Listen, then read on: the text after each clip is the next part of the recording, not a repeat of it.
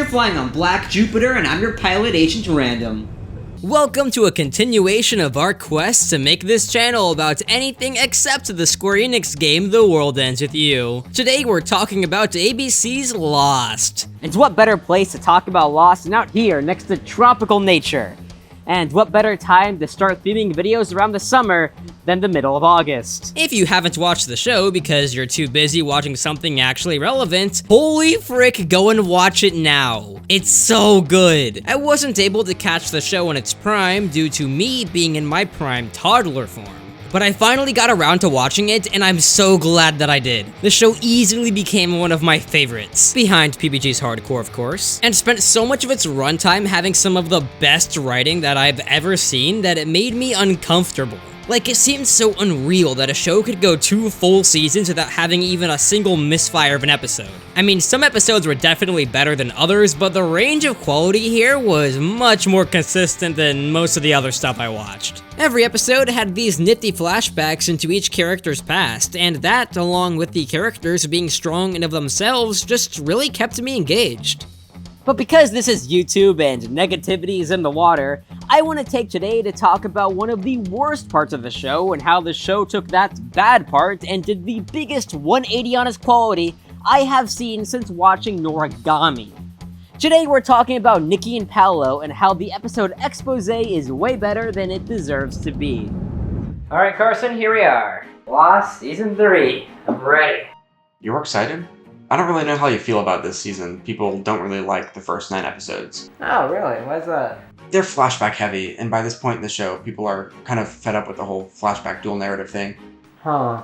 Well, you already know how I feel about the whole flashback dual narrative thing. As long as the writing quality is top notch, we will be just fine. When were you planning on telling us this, Charlie? What do you mean they? Who are you people? Come on, it's Guy, the best Lost character. Ah, yes, I love all the random side characters that perform such feats as being in the room. Take the 5-iron. I never use it. That way when you die in the jungle, doing whatever you're doing, I don't have to go looking for it. Who? What? Oh my gosh, they're growing. Random side characters got lines! More the merrier. I'll go. Great. What? Who are you people? Why do they have lines? Where'd they come from? Why do they have so much screen time? Oh, please tell me I'm not supposed to care about them. It's Nikki and Paolo. Who? They're the most hated Lost characters.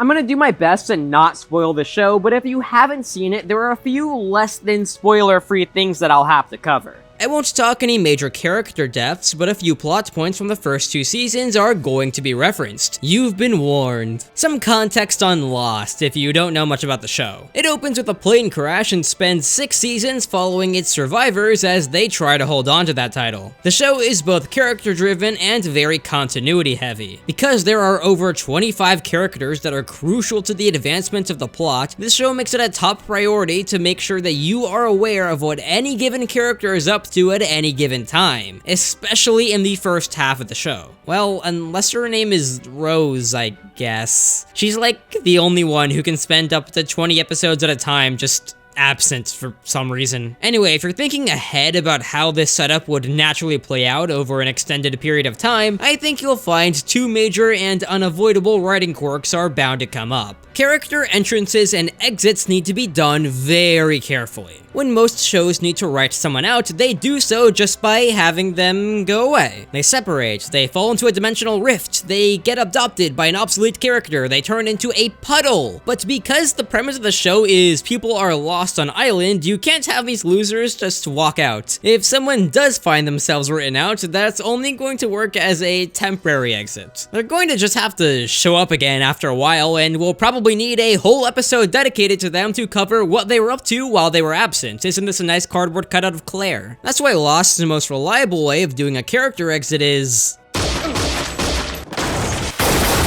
Nitroglycerin is extremely temperamental, so we...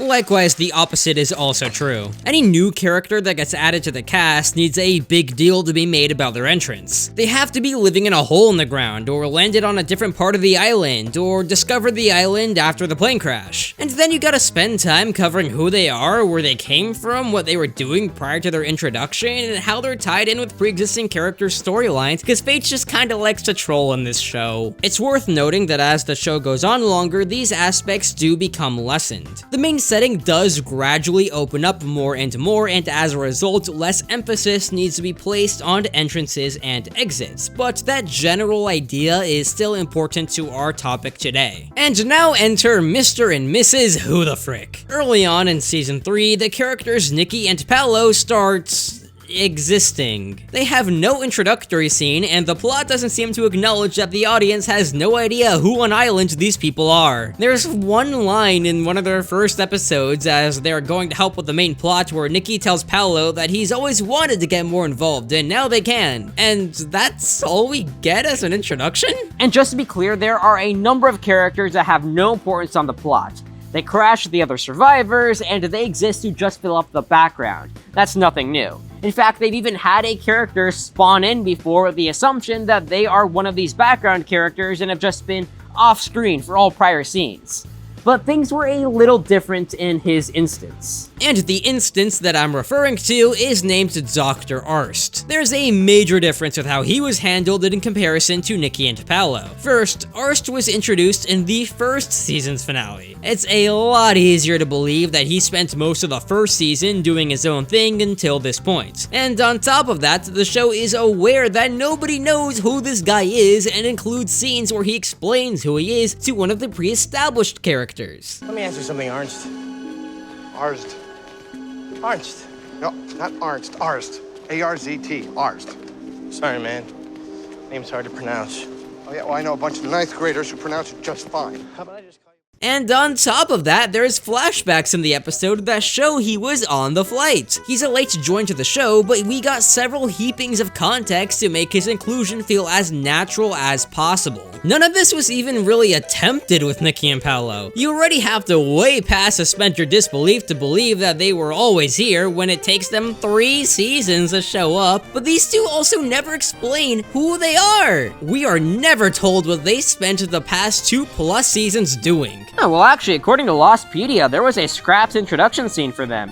There was a dramatic scene planned where Claire would have heard noises coming from Jack's tent, and when she checked inside, she would have found Nikki and Paolo having sex. Yeah, you know what? Maybe it's for the best they didn't have an introduction. But the worst thing of it all is that these two are not interesting. In a show where the character writing is one of the best parts of it, these two feel like they're from Organization 13. They're nobodies. They have a couple lines here or there for comedic relief that aren't funny, and otherwise they are just in the room. Anyone could fill that role. Why do these two even exist? Tell me again, why does Nikki exist? She's not your favorite Lost character? Freaking no! All she does is just stand there. And meanwhile, Rose hasn't been so much as on screen all season. What's going on? Well, ABC wouldn't let the writers end the show, so for the first 9 episodes of Season 3, they just kept running the plot in circles. But, in order to keep things fresh, and hopefully not run out of storylines for the current characters, they have to introduce new characters, which is why they're here. But it gets better. Yes, eventually, ABC decides to let the show have an ending, and the second that happens, Damon Lindelof immediately fixed the fact that Nikki and Paolo are here.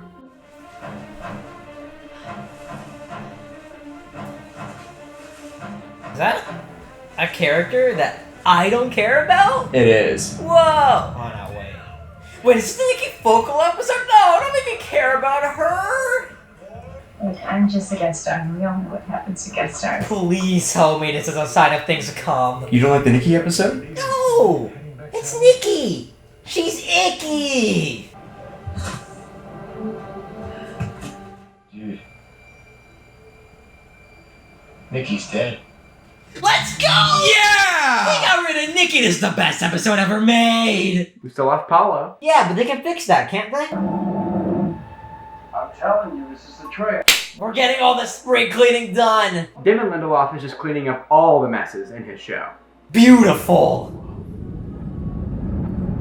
Enter Exposé, the one Nikki and Paolo focal episode. And boy, did it have its work cut out for it if it wanted to make an episode about these two actually tolerable. The episode opts to take all of their weak writing from the previous episodes and dress it up to make something amazing. A normal writer would have looked at these two weak characters and decided to just sort of ignore them. Or if you had to, immediately write in a scene where they randomly die, like with Dr. Arst. And at first, it seems like that's what they were doing, since both characters get pronounced dead at the start of the episode. But no, the writers decided to take on the maddening task of giving them a Shakespearean tragedy of an exit. First off, it acknowledges that you, as a viewer, have no business knowing or caring about who these people are. How's her husband or boyfriend or whatever? They live down the beach. We waste no time showcasing that these two have flashbacks and therefore a past and therefore something to care about. And even still, we have the character Sawyer repeatedly voice the audience mindset of not knowing who these two are. How's Nikki? After both of their bodies are found, the remaining characters try to figure out exactly what ended Nikki and Paolo. And since they don't have access to the show's ratings at the time, they're forced to look around for clues. Cause here's the thing, the main characters barely know who Nikki and Paolo are either, so they're trying to learn about them after the fact, just like the audience. The viewer is initially led to believe that the two were poisoned, since there is no visible cause of death. It's what Sawyer suspects most. We see in flashbacks that these two have used poison to kill people in the past, and the two have a reason to kill one another. Prior to the island, Nikki and Paolo were guilty of more crimes than just bad writing. They were full-blown criminals. And I guess they were better at their job than Kate was, because they haven't even been caught once. Alright, that's my daily roast of Kate. But uh-oh, they lost the treasure from their last big heist while the plane was crashing. And we learned this through flashbacks that show what these two were up to for the past 2 seasons. Whoa, look at that!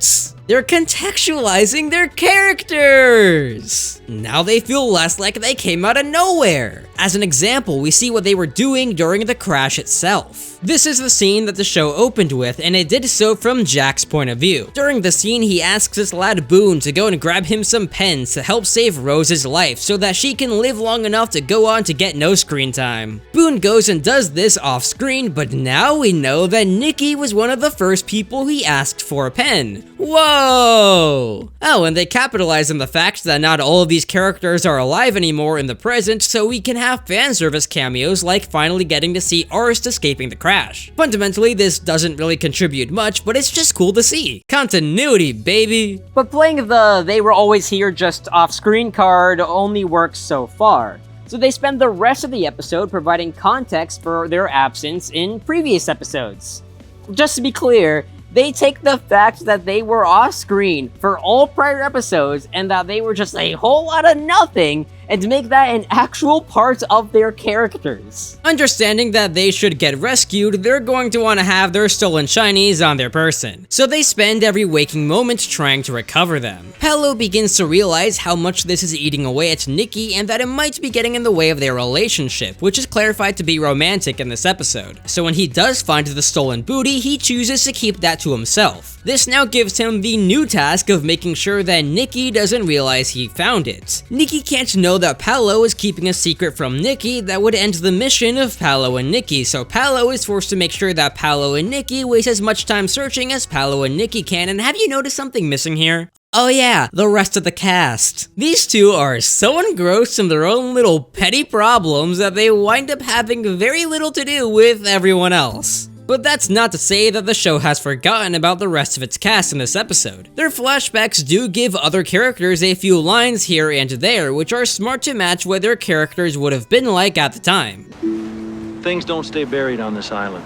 This episode is very consciously written in such a way where a majority of the cast is included in the plot of the flashbacks, but they also have so little to do with our two local losers that it makes sense that Nikki and Paolo were never brought up for the entirety of the first 2 seasons. And that's not all. The show also takes steps to reframe the choices that they made in earlier episodes of this season and provide a new context as to what those choices say about their characters. What? I promise you, when they first wrote this scene of Paolo walking out of the bathroom, it was just there to add some haha funny. But now we know that he was in there to hide the stolen jewels and his family jewels. Like, that is so crazy to me. They took the time to fix a previous throwaway scene and add meaning to it. What? I am getting way too excited about Paolo exiting a bathroom. And Nikki gets some new context too. I might be stretching a bit or giving the writers too much credit, but she's the one to point out that the other TVs in the room that they discover probably have a purpose. It's possible that the reason that she knows this is because she's also an actress. She's familiar with the production process and knows that if a screen is there, it's probably there for a reason. But that wasn't enough for the writers, because they decided to make sure that Nikki and Paolo got the single rawest exit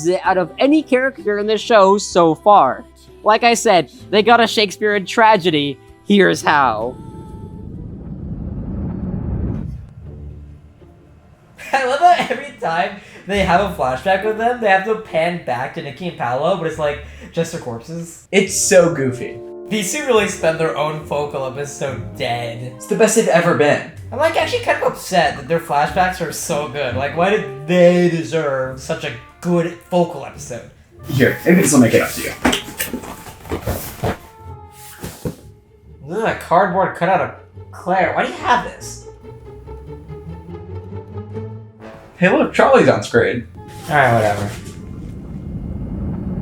While on the quest to find her treasure, Nikki talks to Dr. Arst, and we find out what he was up to during Season 1, which is pretty cool since Season 1 itself didn't really cover that. We learned that he was collecting and documenting the bugs native to the island, including the Medusa spider, which is capable of paralyzing someone by slowing the heartbeat down so zeta slow that a doctor couldn't even find the heartbeat. When Nikki inevitably finds out that Paolo be lying, she lures him into the forest and sicks that Medusa spider on him, paralyzing him. After taking the jewels, she then remembers that there is one tiny detail that Dr. Arst mentioned about the spider. If you take one of the girls out to play, you bring the Medusa spider apocalypse. All the male spiders in the area come on over, swarm Nikki, and one gives her a bite as well. Well, actually, you can hear the sound effect for the monster when this happens, so without getting into spoilers of what the monster is, it's possible that it also had a hand in this, or maybe not, who knows. Regardless, the narrative irony is still there in full force. Nikki runs back to camp as fast as she can, and we're back where the episode opens. Not long after, we see their funeral play out. But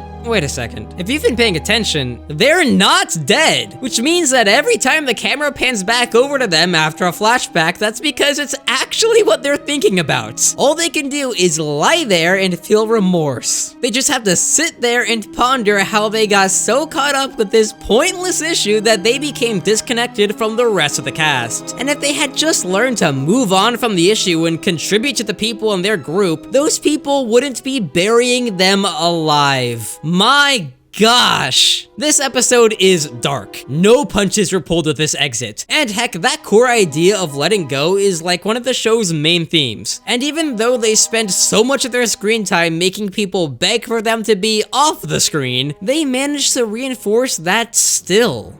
And that is why I think Exposé is one of the coolest things since sliced bread, and somehow it became a top 3 episode for me.